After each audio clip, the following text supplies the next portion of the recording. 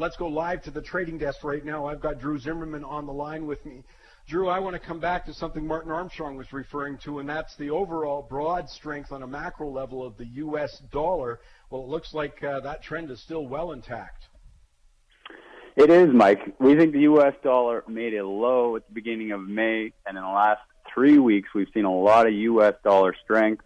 It's broken out of its recent wedge formation and really broken above a downtrend line it had been in since the end of last year when we got our last interest rate hike.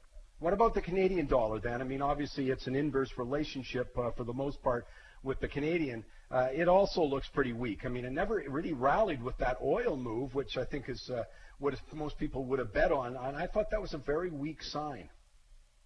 Well, that is the most important thing about the U.S. dollar. You have to get the U.S. dollar right because it affects so many other markets. I put a piece on my website, drewzimmerman.ca, that highlighted that a few weeks ago, how important this U.S. dollar move will be as we go into the fall.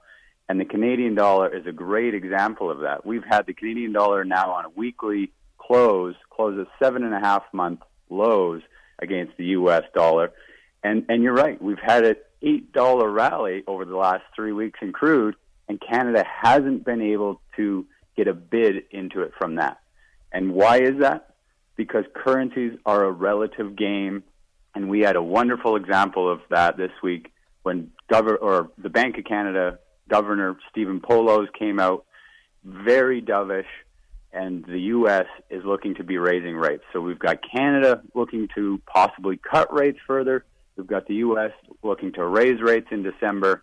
That is a big central bank divergent policy path that will continue to drive the Canadian dollar lower.